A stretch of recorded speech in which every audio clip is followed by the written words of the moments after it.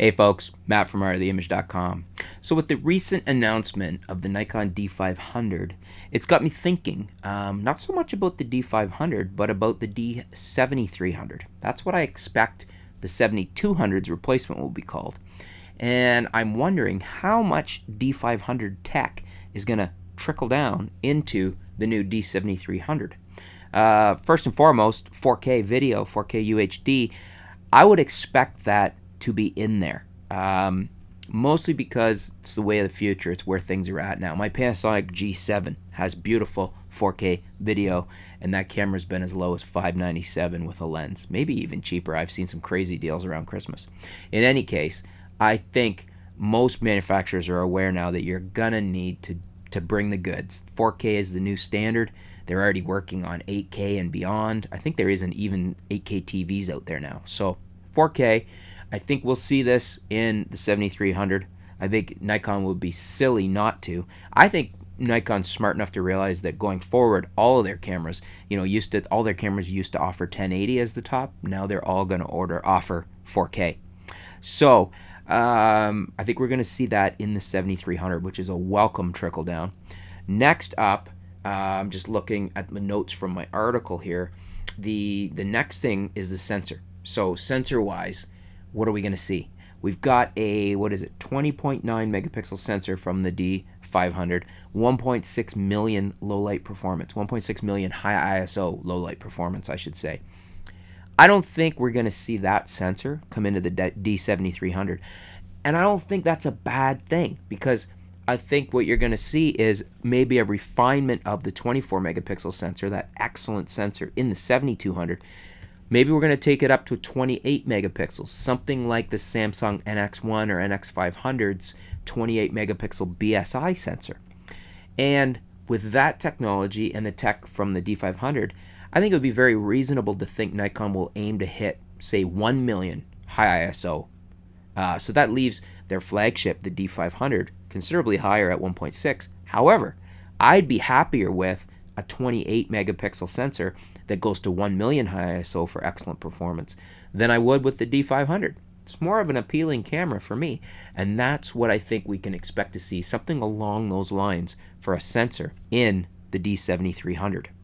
As far as autofocus is concerned, I don't think you're going to see the D500's multicam 20K AF system in a D7300. But what I think you will see is the D7200's autofocus system just slightly tweaked. You've already got a killer autofocus system in the 7200. It's top of the line. It's excellent.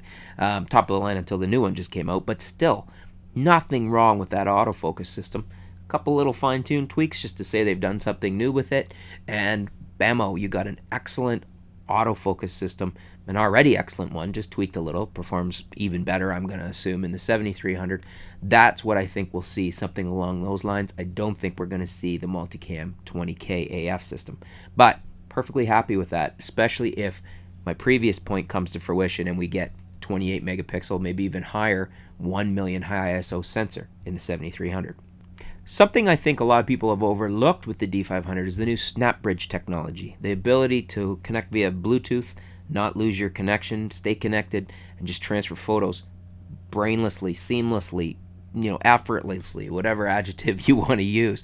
I think this is going to be a huge advantage. I think it's going to be something that people are going to, once they start using it, are going to realize how much better it is. And I think it's one of those underlooked features in the 500, and we're going to see it in the 7300, I'm sure, because again, similar to 4K, I think you're going to see all of the new Nikon cameras coming out from here on in are going to have SnapBridge. I think it's just the new technology you're going to see, and kudos, because that's going to be awesome. I can't wait to work with the first one. Well, I can't wait to get the 500 in here to play with it, but I can't wait to see the 7300 and how it performs with all these trickle downs I think we're going to get. Next up, we've got the radio-controlled advanced wireless lighting system. That's going to come down from the 500 for sure. I think, again, you're going to see all new cameras that have a commander function built in are going to have this one. So the 73 for sure will have that radio feature. And when we say that, so maybe some people aren't aware of how important this is. This basically means that you don't have that light pulse system like the old creative lighting system where it can't see. It needs kind of line of sight. Can't see around corners and through walls and things like that. The radio system can. So think of it as something like a built-in pocket wizard, a high-end radio trigger built right into your camera and into your flash. In this case, the new SB5000 flash, and all flashes going forward will have that ability as well.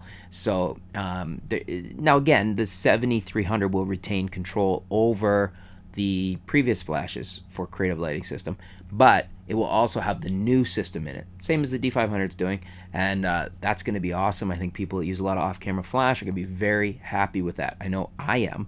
Nice to not have to worry about additional things like additional triggers and other equipment. You've got it built right into your system. Caveat there is you're going to need the newer flashes that work with it, but hey, I'm all right with that if it's built into the system and it's Nikon quality. So there you have it, folks.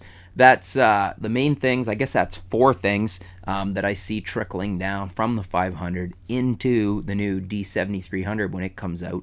I don't have any time frame on that, and I'm assuming that's what we're going to call it. But, you know, the 7200's update. And honestly, that camera spec'd out that way is pretty much of more interest to me than the D500. Not taking anything away from the D500, but the price point will be similar to the D7200 for the new D7300.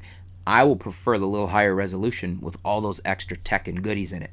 What do you guys think? Which camera would you prefer? A 500 or a coming 7300 with all that technology trickling down into it as I'm speccing will happen, or assuming will happen, or inferring?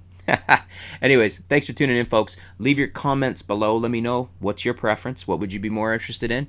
Or are you just running out and buying a 500 right away? And if that's the case, let us know about that. Thanks for tuning in. Stay tuned. We'll be back soon here at artoftheimage.com.